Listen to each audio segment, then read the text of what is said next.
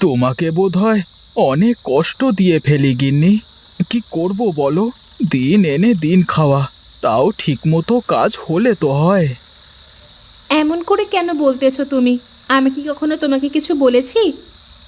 সব কথা কি আর মুখে বলে দেওয়া লাগে গিন্নি? কিছু কথা তো বুঝেও নিতে হয়।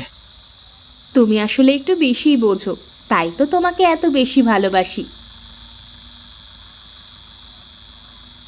আমার দিকে আমার দিকে একটু তাকাও। হুম, এবার বলো তো, কি এমন কথা যেটা বলার জন্য খাট থেকে নেমে এখানে চলে এলে? এই গরিবের ঘরে তোমাকে তোমার বাবা মা বিয়ে না দিলেও পারতো। এই যে তোমার বকবকানি শুরু হলো, কখন থামবে তা কে জানে। বুঝেছ গিন্নি, আমার যদি সাধ্য থাকতো তাহলে তোমাদের জন্য আমি রাজপ্রাসাদ বানিয়ে দিতাম, রোজ রোজ রাজঘরানীদের মতো খাবার এনে দিতাম। শোনো, ওসব আমার লাগবে না। তুমি পাশে থাকলে এই কুঁড়ে ঘরে রোদ বৃষ্টি সহ্য করে সারা জীবন তোমার সাথে কাটিয়ে দিতে পারবো। তোমাকে যত দেখি ততই আমি অবাক হই। তোমার মতো একজন মানুষ আমার জীবন সঙ্গী হয়েছে, এতেই আমি ধন্য। থাক, বেশি পাম দিও না, পরে আবার ভুলে যাব কিন্তু। পুরা পুরা গন্ধ মনে হচ্ছে। দেখেছো, তোমার সাথে কথা বলতে গিয়ে ভাত ধরে গেছে কেমন। তোমাকে কতবার বলেছি আমি যখন রান্না করব তখন আমার কাছে আসবা না তুমি।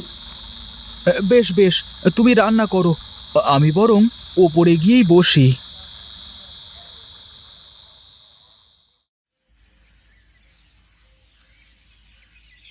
এ কি মা, তুই ঘুম থেকে উঠে পড়েছিস? হ্যাঁ বাবা, আমি ঘুম থেকে উঠে তোমাকে দেখতে না পেয়ে বাইরে চলে আসলাম। তা তোর মা কি করে ঘরের মধ্যে? মা তো বিছানা ঠিক করছে বাবা। জানো বাবা, আমি না অনেকগুলো ফুলের গাছ লাগিয়েছি, দেখবা তুমি? এসো, এসো এদিকে এসো। ও মা, এ তো একটা ফুলের বাগান করে ফেলেছিস রে মা। আমার বন্ধুদের বাড়ি থেকে একটা একটা করে ফুল গাছ এনে এখন আমার বাড়িতে ফুলের বাগান হয়ে গেছে বাবা। তা এসব গাছ বড় হতে তো অনেক দিন লাগবে রে মা। এখন তো বর্ষাকাল, যে কোনো সময় বৃষ্টি নামতে পারে, আর বৃষ্টির পানিতে এই ফুল গাছগুলো তাড়াতাড়ি বড় হয়ে যাবে বাবা, আর অনেক ফুল ধরবে। বেশ বেশ, তাহলে তো ভালোই হবে রে মা। আচ্ছা বাবা, আমি ঘরের ভিতরে গেলাম।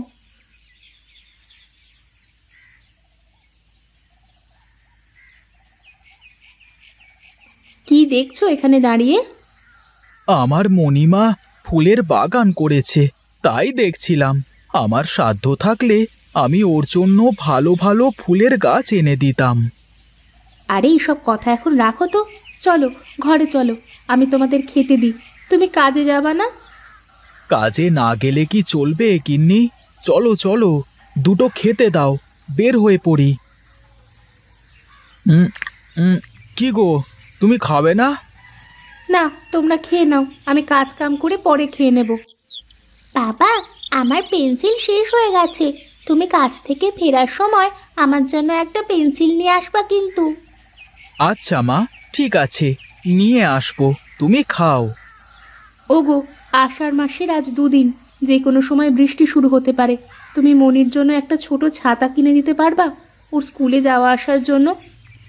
বেশ বেশ, ও নিয়ে আসবো, তুমি চিন্তা করো না। মা, আমি আর খাবো না। খাবি না তো মা, খালি কেন? খালি খালি ভাতগুলো নষ্ট করলি। গিন্নি, তোমাকে না কত করে বলেছি তুমি আমার মায়ের সাথে এমন করে খারাপ ব্যবহার করবে না, ও তো ছোট মানুষ। খাবার নষ্ট করলে তাকে আমার সহ্য হয় না, সে যেই হোক। যাও মা, তুমি বিছানায় গিয়ে পড়তে বসো।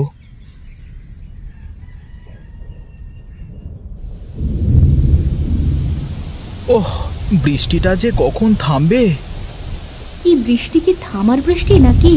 এখন বর্ষাকাল, আষাঢ়ে বৃষ্টি হচ্ছে, থামতেও পারে নাও পারে।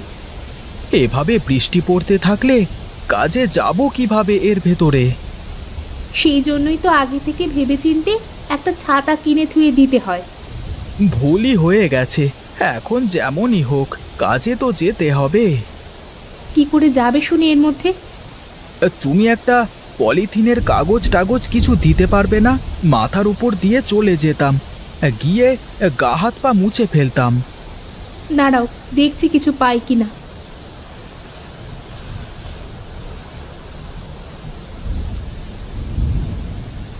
এই নাও, এটা মাথায় দিয়ে যেতে পারো কিনা দেখো।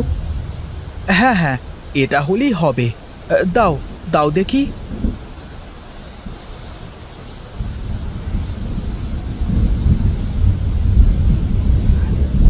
গোপাল, আরে ও গোপাল, বাড়িতে আছিস বাবা? আরে মাসিমা, আপনি তাড়াতাড়ি বারান্দায় উঠে আসুন। এই বৃষ্টির মধ্যে আপনি ভিজতে ভিজতে এলেন যে? কাপড় চোপড় তো সব ভিজে গেছে আপনার। যা বৃষ্টি নেমেছে, আমার তো ঘরের চালই উড়ে চলে গেছে বাতাসে, তাই তো তোমাদের এখানে চলে এলাম। তা বেশ ভালোই করেছেন। এখন ঘরের ভিতরে গিয়ে কাপড় ছেড়ে নেন তো দেখি। এভাবে থাকলে তো আপনার ঠান্ডা লেগে যাবে। ব্যাঙের আবার সর্দি। তা ও কি তোর মেয়ে নাকি রে মা? হ্যাঁ মাসিমা, এ আমাদের একমাত্র মেয়ে মণি। কত বড় হয়ে গেছে, সেই ছোট্টটি থাকতে দেখেছিলুম। দাদা, ও দাদা, বলি কি, আমাকে দুদিনের মাইনে একটু আগে দিয়ে দেন না, আমি কাজ করে পুষিয়ে দেব।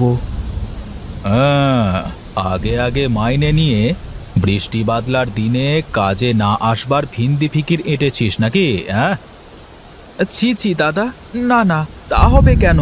আর আমি কি এমনিতে কাজে ফাঁকি দিই নাকি? টাকা দিতে পারতাম, কিন্তু আজ বেচা কেনা নেই বুঝলি। বৃষ্টির দিন, তার উপর আবার মহাজনের টাকা শোধ করতে হবে। আজ পারবো না, কালকে নিস। দাদা, মেয়ের জন্য একটা ছোট ছাতা আর পেন্সিল নিয়ে যেতে হবে, তা না হলে মেয়ে স্কুলে যেতে পারবে না। আরে বললাম তো আজ দিতে পারবো না, কালকে নিস। এই কি রে, তোরা কাজ না করে কি করিস? হ্যাঁ, চিন্তা করো না দাদা, এই নাও টাকা। এ তো তোর মজুরির টাকা, তুই আমাকে দিচ্ছিস কেন? আমি পাশে দাঁড়িয়ে সব শুনেছি দাদা। তুমি মেয়ের জন্য ছাতা আর পেন্সিল কিনে নিয়ে যাও, আর তাছাড়া আমার তো কেউ নেই, এত টাকা দিয়ে আমি বা কি করতাম? তুই আমার আপন ভাইয়ের মতো উপকার করলি রে, তোকে যে কি বলে ধন্যবাদ জানাবো। হ্যাঁ বারে, ভাইও বলছো আবার ধন্যবাদও দিতে চাচ্ছ। যাও যাও, তাড়াতাড়ি যাও। আর শোনো, নিজের জন্য একটা ছাতা নিয়ে নিও, এভাবে রোজ রোজ ভিজে কাজে আসলে তুমি তো অসুস্থ হয়ে যাবে।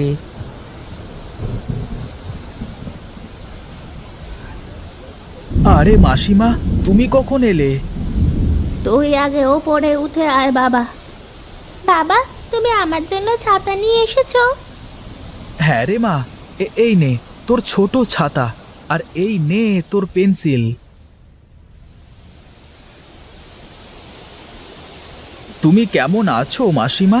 কখন আসলে তুমি? সেই সকালেই এসেছি রে বাবা।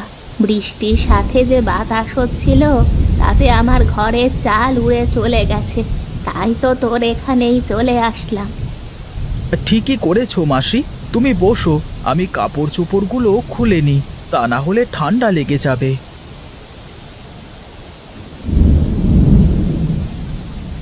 দুটো ছাতা, পেন্সিল কিনে আনলে, এত টাকা কোথায় পেলে তুমি শুনি? মহাজনের কাছে চাইলাম, বলল কাল নিতে, কিন্তু ভোলা মেয়ের ছাতা আর পেন্সিল কেনবার কথা শুনে ওর মজুরির টাকাটা আমাকে দিয়ে দিল, বলল আমার এখন দরকার নেই, তুমি নিয়ে যাও। এমনি এমনি তো দেয়নি, তোমাকে তো আবার ফেরত দিতে হবে নাকি? কি দরকার ছিল? শোনো গিন্নি, ও নিয়ে তুমি চিন্তা করো না, কাল মহাজনের থেকে নিয়ে ভোলাকে দিয়ে দেব, আর আমি গায়ে খেটে মহাজনের টাকা শোধ করে দেব। বিপদ যখন আসে তখন যেন বিপদ চারপাশ থেকে আসে। কেন গিন্নি, কি হলো আবার? একেতে এই অভাব, তার উপর বৃষ্টি বাদলা, আবার মাসিমা আসলো, তাকে ভালো মন্দ কিছু খাওয়াতেও পারবো না। চিন্তা করো না গিন্নি, কপালে যা আছে তাই হবে। আর মাসিমা আমরা যা খাই তাই খাবে। এতদিন পর আমাদের বাড়িতে আসলো, তাকে যদি দুটো ভালো মন্দ নাই খাওয়াতে পারি তাহলে কি ভাববে বলো তো? ওসব চিন্তা করে মাথা নষ্ট করো না তো। আর মাসিমা তো আমার পর কেউ না, আমার আপন আর মাসি। নাও, অনেক রাত হলো, এখন ঘুমিয়ে পড়ো।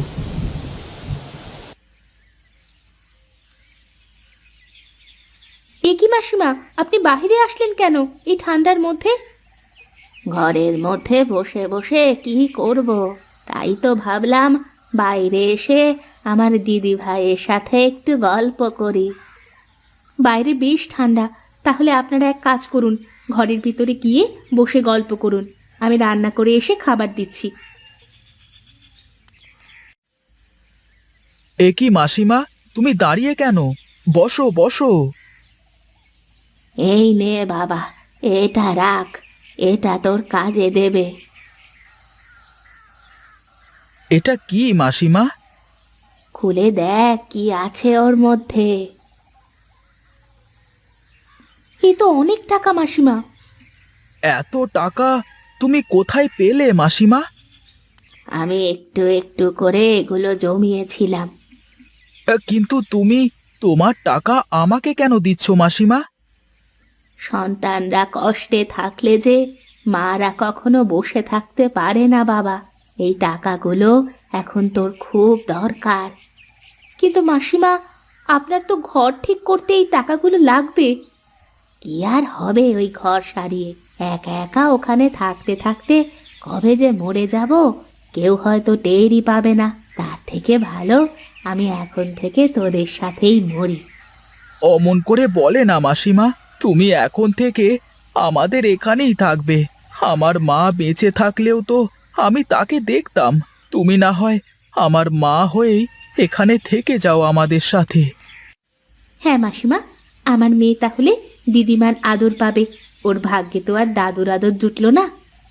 ঠিক আছে রে মা, আজ থেকে আমরা সবাই একসাথে খুব হাসি খুশি থাকবো। আমাকে তুমি রোজ রূপকথার গল্প শোনাবে ঠাকুমা। হ্যাঁ রে দিদি ভাই, আমি রোজ তোকে রূপকথার গল্প শোনাবো।